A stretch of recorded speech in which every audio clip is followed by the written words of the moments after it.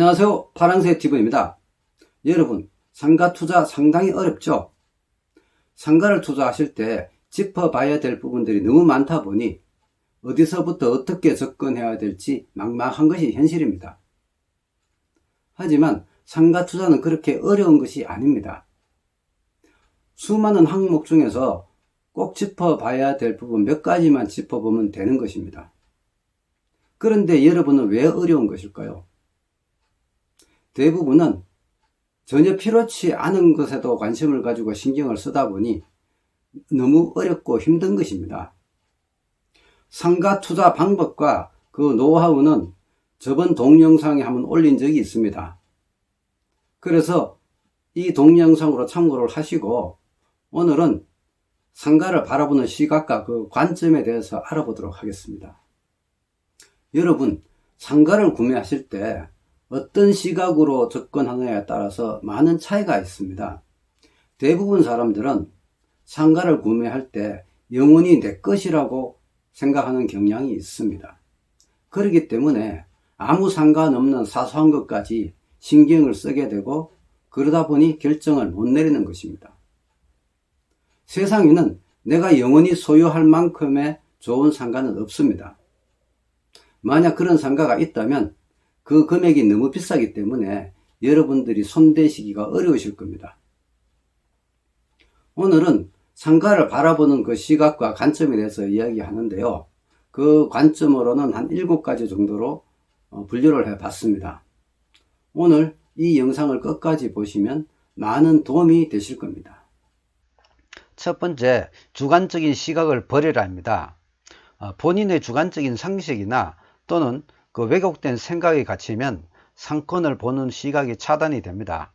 사람마다 좋아하는 과일이 모두 다르듯이 그런 시각으로 상가 투자에 접근해서는 안 된다는 것입니다. 내가 옳다고 판단하는 기준은 본인만의 생각이기 때문에 타인의 시각으로 봤을 때는 다를 수가 있다는 것입니다. 우리가 흔히 생각하고 있는 이 고정관념에서 벗어날 필요가 있습니다. 예를 들어 상가는 네모 반듯해야 된다 한다든가, 상가 내의 기둥이 거슬려 싫다든가, 도로의 경사가 있어서 안 된다든가 등 상권 분석에는 아무런 상관도 없는 것들을 신경 쓰다 보면 정작 짚어야 할 것들을 놓치게 되고, 그래서 더 어렵다고 느껴지는 거죠. 다음으로, 상가를 매입해도 평생 내 것은 아니다입니다.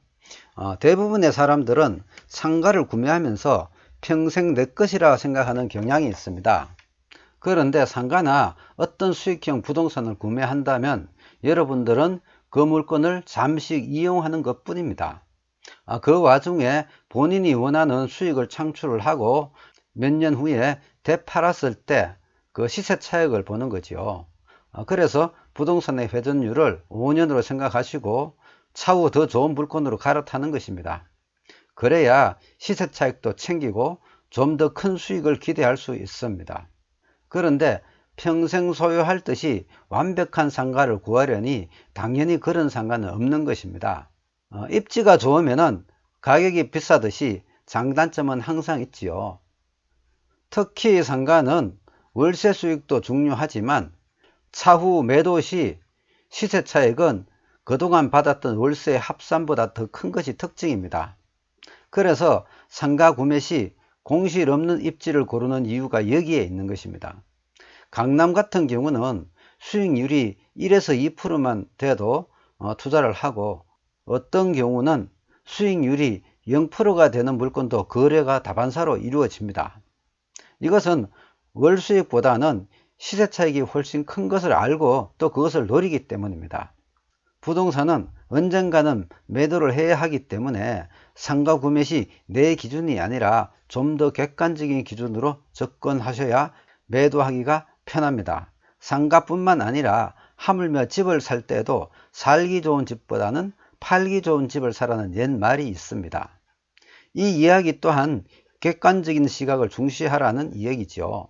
그래서 상가 구매 시 내가 선호하는 것보다는 대중이 선호하는 것에 관점을 두면 좋을 것입니다.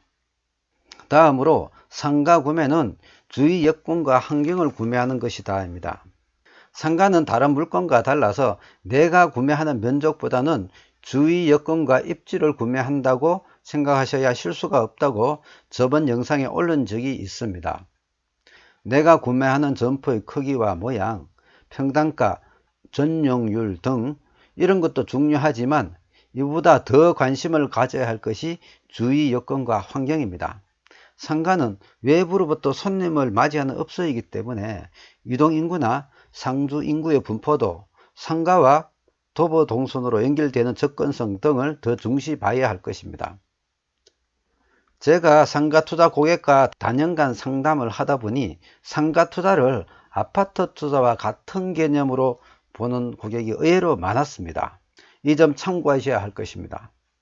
다음으로 반듯하고 보기 좋은 상가는 실속이 없을 수 있다입니다.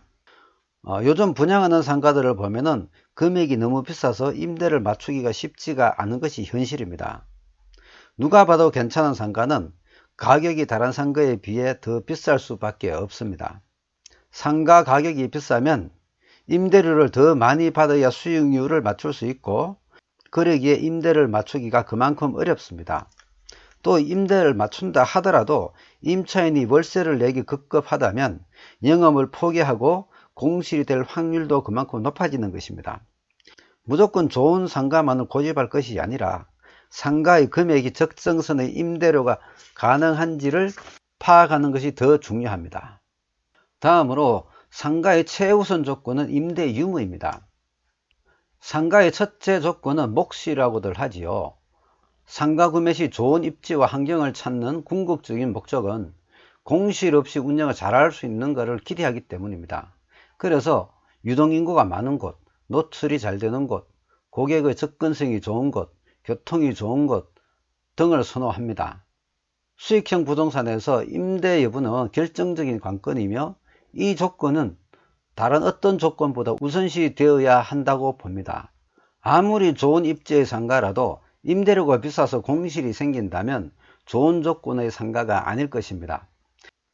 신도시 같은 경우는 좋은 몫이라면 준공 전에도 임차인들이 미리 임대 계약을 하는 경우가 빈번히 일어납니다. 다음으로 대출은 많이 받을수록 덕이 된다입니다. 여러분, 수익형 부동산 구매 시 대출을 받는 이유가 무엇일까요? 돈이 부족한 경우도 있겠지만 여유가 있어도 대출은 꼭 받아야 합니다. 일부 사람들은 내 여윳돈이 있는데 뭐하러 이자를 주면서까지 은행빚을 쓰냐 하시는 분이 있습니다. 대부분 연세 많은 분들이 이렇게 생각들 하죠. 대출을 받는 이유는 돈이 없어서가 아니라 수익률을 올리기 위한 방법입니다. 특히 요즘같이 금리가 떨어진 현실에서는 더더욱 덕이 됩니다. 쉽게 설명드려 은행 이자와 월세 수익률이 똑같다면 대출을 받든 안 받든 똑같습니다. 하지만 지금 은행 금리는 2%대입니다. 반면 상가의 월세 수익은 7에서 8%입니다. 그래서 대출을 받으면 그 차액을 본인이 취하게 되지만 대출을 받지 않으면 그냥 없어지는 것입니다. 수익률은 내가 투자한 금액 대비 나오는 수익을 비율로 나타낸 것입니다. 대출을 받으면 이자를 공제하고도 상당량의 돈이 남게 됩니다. 대출을 받으면 자기 자본이 그만큼 줄어들기 때문에 이자를 부담하더라도 수익이 올라가는 것입니다. 수익형 부동산은 매달 수익이 발생하므로 이자에 대한 부담을 덜 수 있습니다. 그리고 매도 시에도 상당히 유리합니다. 10억짜리 부동산을 매도 시 10억을 받아야 하겠지만 대출이 60% 끼어 있다면 실투자금 4억으로 거래가 됩니다. 10억짜리보다는 4억짜리가 거래는 더 용이한 것은 당연하겠죠. 다시 말씀드려 대출을 많이 받을수록 수익률도 올라가고 황금성도 좋아집니다. 다음 마지막 7번째, 공인중개사는 부동산 전문가가 아니다입니다. 공인중개사는 부동산 물건을 매도인에게 의뢰받아 매수인에게 소개하는 사람입니다. 단순히 중개 역할을 하는 것인데 이분들을 부동산 전문가로 착각하여 피해를 보는 경우가 허다합니다. 물론 그 중에는 많은 지식과 경험으로 부동산 전문가의 경지에 있는 분도 있습니다. 하지만 그분들이 여러분들을 만난다면 그 전문 지식으로 여러분들에게 덕을 줄 이유가 있을까요? 공인중개사는 부동산을 소개해주고 소개비, 즉 복비를 받는 것을 업으로 하는 사람입니다. 다시 말씀드려 공인중개사에게 좋은 물건이란 여러분들에게 좋은 물건이 아니라 수수료를 법정 수수료보다 더 많이 주는 물건이 좋은 물건인 것입니다. 어떤 경우는 인정작업이라고 해서 정해진 매도액보다 더 많은 금액으로 매매를 해서 그 차액을 공인중개사가 갖는 조건으로 매도자와 협의하는 경우도 있습니다. 그러기에 여러분들은 이런 분을 만날 경우에는 믿었던 도끼에 발등 찍히는 경우가 될 것입니다. 물론 모든 공인중개사가 다 그렇지는 않습니다. 일부 몇몇 사람들 때문에 다른 사람들이 피해를 보는 거죠. 하지만 공인중개사를 부동산 전문가로 착각하는 순간 이런 피해 사례가 나올 수 있으니 참고하시기 바랍니다. 네, 여러분, 상가투자는 그렇게 어려운 것만은 아닙니다. 꼭 필요한 몇 가지만 짚어보시면 되는데요. 필요 없는 너무 많은 것들에 신경을 쓰다 보니 어렵고 또 평생 내 것이라 생각하다 보니 사소한 것까지 하자로 생각되어 결정을 못 내리는 것입니다. 앞으로 상가 투자 시 이 영상을 참고하시고 모두 건성하시기 바랍니다. 다음에는 더 좋은 소식으로 여러분을 찾아뵙겠습니다. 시청해 주셔서 감사합니다.